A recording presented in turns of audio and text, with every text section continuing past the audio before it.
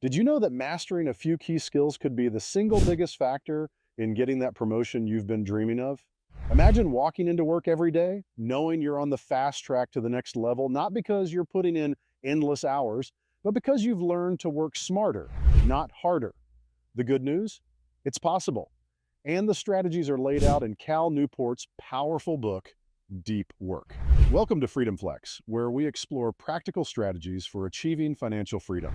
Today, we're diving into deep work to uncover the skills that can elevate your career and help you stand out in a crowded workplace.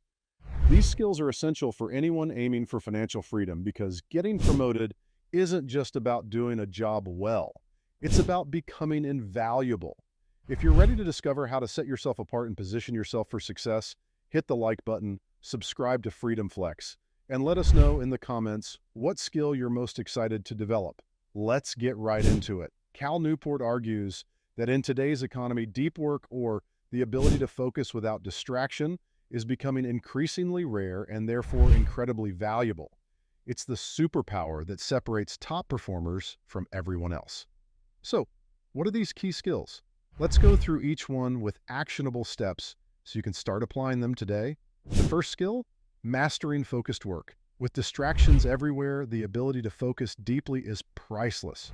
To build this skill, start by dedicating just 30 minutes each day to distraction-free work. That means no phone, no emails, just pure focus. It sounds simple, but it can be transformative. Imagine this as a muscle you're building. The more you work it, the stronger it gets. Start small, then gradually increase your focus time as you get better. If you're wondering why this is effective, Newport explains that intense focus allows us to achieve a level of quality and speed in our work that's otherwise impossible. Over time, as you complete more high-quality tasks, you'll begin to see your value rise in your workplace. Let's take a real-life example. Bill Gates. During his time at Microsoft, he would often isolate himself for weeks to focus on big ideas without interruptions. Those intense periods of focus were crucial to his success. Ask yourself, what could you accomplish if you carved out focus time every day? Let us know in the comments if you're ready to give this a try. Next, learn to prioritize deep work over shallow work. Newport defines shallow work as those quick, often mindless tasks that don't require much thought, like answering emails or attending certain meetings. These tasks can take over your day if you're not careful. To get promoted, you need to shift your time from shallow work to deep work. An effective strategy here is the 80-20ths rule. Identify the 20% of tasks that bring the most results and focus your energy there. One way to do this is by blocking out your calendar for deep work sessions, then clustering shallow tasks like emails and admin work into specific times. For instance, instead of checking your emails every hour, try setting 2 times a day, maybe at noon and at the end of the day, to go through all your emails at once. By controlling when you do shallow work, you'll be able to invest more in tasks that really move the needle. Moving on to the third skill, embracing boredom to build focus. This may sound strange, but in deep work, Newport explains that our constant need for stimulation, like checking our phones every few minutes, is actually weakening our ability to focus. The solution? Allow yourself to be bored sometimes. Try going on a walk without any devices, or spend 5 minutes doing absolutely nothing. This exercise builds your ability to resist distractions, which will make it easier to focus on work tasks for extended periods. When you're comfortable with boredom, you're better equipped to resist the pull of social media or other distractions at work. Here's a fun challenge. The next time you're waiting in line or have a few minutes of free time, resist the urge to reach for your phone. Instead, use that time to think about your goals or brainstorm ideas for work. Think about it as a mini brain workout. Once you're able to focus without needing constant entertainment, you'll bring a level of concentration to your work that very few people have. Let us know in the comments if you're up for the challenge. Now let's talk about the fourth skill, developing the habit of deliberate practice. Newport explains that top performers aren't just working hard. They're constantly refining their skills through focused practice. This is called deliberate practice, and it involves identifying areas for improvement and working on them consistently. For example, let's say you're aiming for a leadership role. A specific skill you might need to practice could be public speaking or negotiation. The key to deliberate practice is to focus on one aspect at a time, gather feedback, and refine it continually. Consider athletes like Serena Williams. She doesn't just play tennis, she practices specific aspects of her game in a focused way. In the same way, identify a skill that's crucial for your next promotion and set aside time each week to work on it. Whether it's leading meetings, improving presentations, or mastering a software tool, focus on incremental improvement and the results will compound over time. Our fifth point is harnessing the power of monotasking. Multitasking might seem efficient, but Newport argues it's actually a productivity killer. Every time we switch tasks, our brain needs time to adjust, which lowers our overall productivity. To boost your efficiency, try monotasking or working on one task at a time. Set a timer for 25 to 50 minutes, known as the Pomodoro technique, and commit to only one task during that time. Not only will you finish tasks faster, but you'll also produce higher quality work, which will definitely be noticed by your superiors.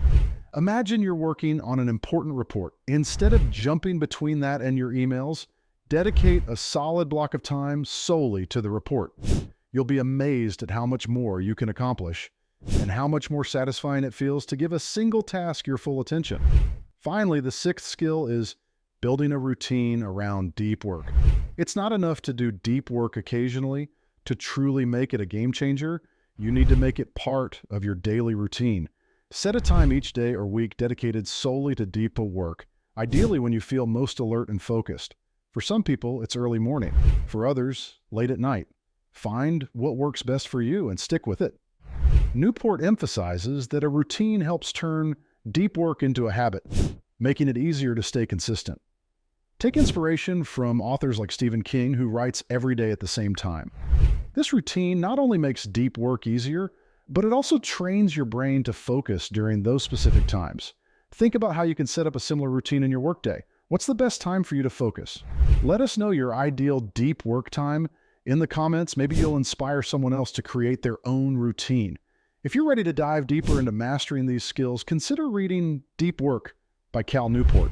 We've added an affiliate link in the description. Every purchase helps us continue bringing valuable content to you. Now that we've covered the essential skills, let's dive into some real-world strategies to help you apply them effectively. The first strategy is setting clear goals for each deep work session. When you sit down to work, take a few moments to define what success looks like for that session.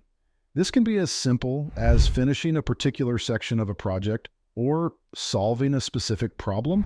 Having a clear goal not only helps you stay focused, but also allows you to measure your progress. Imagine you're working on a report. Instead of aiming to work on the report, set a goal like finish the first 2 sections. By setting a concrete target, you're more likely to stay engaged and complete the task efficiently. Next up, protect your time like it's gold. One of the biggest obstacles to deep work is constant interruptions, from coworkers, emails, or even notifications on your phone. To combat this, let people know when you're doing deep work and ask them to only interrupt for urgent matters. Newport recommends creating clear boundaries during deep work sessions, such as using an away message on email or setting your phone to do not disturb. This might seem extreme at first, but remember, your time is valuable. Protecting it means you're more likely to get ahead and ultimately achieve the kind of results that lead to promotions. Imagine you're at the office, and instead of being constantly accessible, you've established a routine where people know when you're in deep work mode. It might feel awkward at first, but as people adjust, they'll start respecting your focus time, and you'll be able to work without interruptions. This alone could be a game changer for your productivity. Let us know in the comments if you've ever tried this approach, or if you're considering it now. Another key strategy is creating an environment that supports deep work. Your physical surroundings play a huge role in how well you're able to focus. If possible, set up a dedicated workspace that's free from distractions. This doesn't mean you need a fancy office. Even small changes can make a big difference. For example, if you work in a busy office, noise-canceling headphones can help block out background noise, allowing you to focus better. If you're working from home, find a spot where you feel productive and set it up with everything you need so you can jump into deep work quickly. Think about how professional athletes have specific training environments to help them focus. You can create a similar effect by designing a workspace that makes it easy to dive into deep work. Let us know in the comments what kind of workspace helps you stay productive. Maybe others can get some inspiration from your setup. The fourth strategy is to use a deep work ritual to get into the zone. Cal Newport suggests creating a routine or ritual that signals to your brain it's time to focus. This could be as simple as making a cup of coffee before starting a deep work session, or even a short breathing exercise to help you center yourself. By repeating this ritual, you're training your brain to enter a focused state more quickly. Over time, the ritual itself will cue your brain that it's time to work deeply, making it easier to start each session with full focus. A great example of this is writers who have specific habits before they start writing. For instance, Maya Angelou used to write in hotel rooms to get away from everyday distractions. You don't need to go that far, but try finding a small ritual that signals to your brain it's time for serious work. Let us know if you already have a focus ritual or if you're planning to create one. Now let's talk about the power of taking regular breaks to recharge. Deep work requires intense mental energy, so it's essential to give yourself short breaks to avoid burnout. Newport emphasizes that scheduled breaks can actually improve your focus over time. One effective method is the Pomodoro technique, where you work for 25 minutes, then take a 5-minute break. After 4 cycles, you take a longer break. These regular pauses help refresh your mind so you're ready to dive back into deep work without feeling drained. Think of it this way: athletes don't train nonstop. They rest to recover and perform at their best. Apply the same principle to your deep work sessions. And remember, it's not about how long you work, but the quality of the work you produce. Try the Pomodoro technique and let us know in the comments if it makes a difference in your focus and productivity. The sixth strategy is to embrace downtime to boost creativity. Newport explains that our brains need rest to process information and generate creative insights. When you allow yourself downtime, such as a walk or time away from screens, your brain has a chance to make new connections, which can lead to breakthrough ideas. It might feel counterintuitive, but sometimes the best way to solve a problem is to step away from it. A classic example is Albert Einstein, who reportedly came up with some of his best ideas while playing the violin. By stepping away from work, you give your mind space to think creatively. So next time you're stuck on a project, try taking a short break. You might come back with a fresh perspective. Let us know in the comments how you like to recharge. Maybe it's a walk outside, a cup of tea, or listening to some music. Next, let's focus on building a network of people who support your goals. While deep work is often solitary, having a network of people who understand and support your focus is invaluable. Find colleagues or mentors who value deep work and can encourage you on your journey. They don't have to do the same work as you. Simply having people who respect your time and focus can make a significant difference. Surround yourself with those who understand your commitment to deep work and can offer encouragement. For instance, if you're working on a big project, let your manager or close colleagues know about your deep work sessions. When they understand why you're blocking time for focused work, they're more likely to respect it and support your efforts. This can even open doors to networking opportunities and mentorships with people who value similar productivity practices. Finally, celebrate small wins to stay motivated. Progress in deep work can sometimes feel slow because it's often about quality over quantity. To keep yourself motivated, recognize and celebrate small accomplishments along the way. Did you complete a challenging task? Acknowledge it. Did you reach a milestone in a long project? Take a moment to appreciate it. Celebrating small wins keeps you engaged and reinforces your commitment to deep work. Now that we've explored these strategies, let's discuss how to put them into practice for consistent results. First, start small and build consistency. If you're new to deep work, start by dedicating just 1 hour each day to focused work. Pick a specific time and stick to it. As you get comfortable, gradually increase the time you spend in deep work. Building this habit slowly helps make it sustainable. You might start by working on a high-priority task each morning. By the end of the week, you'll notice how much progress you've made in just 1 hour per day. The next step is tracking your progress to stay accountable. Cal Newport emphasizes the power of keeping track of your deep work sessions. You can use a journal, a digital tool, or even a simple notebook to record what you achieved each day. Tracking your work not only keeps you accountable, but also gives you a sense of accomplishment as you see the results add up. Over time, this tracking will reveal patterns in your productivity, showing which times of day are most effective for deep work and helping you refine your schedule. Next, set up regular reviews of your progress. At the end of each week or month, take some time to review your deep work habits and reflect on what's working and what isn't. Maybe you notice that you're more productive in the mornings, or perhaps you find that certain environments help you focus better. Adjust your routine based on these insights to make the most of your deep work sessions. Regular reviews help ensure you're always improving and optimizing your focus. Finally, remember to be patient and persistent. Deep work is a skill that takes time to develop, especially if you're used to multitasking or dealing with constant distractions. You may not see immediate results, and that's okay.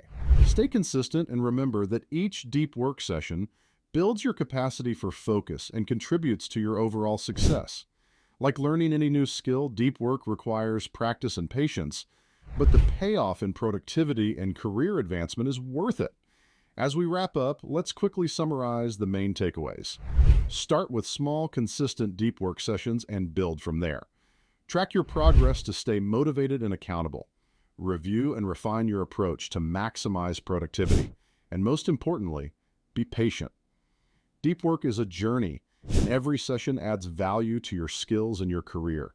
Each of these strategies will help you build a powerful, deep work habit that can set you apart at work. By focusing deeply and producing high-quality results, you're not only developing valuable skills, but also building a reputation as someone who can tackle complex tasks and deliver results. This is exactly the kind of mindset that leads to career growth and opportunities for promotion. What's one area of your life where you'd like to apply deep work principles? Maybe it's at your job in a side project, or even in learning something new. Let us know in the comments. We'd love to hear about your goals. And if you're interested in diving deeper into this topic, check out Cal Newport's Deep Work through our affiliate link in the description below. Freedom Flex, out!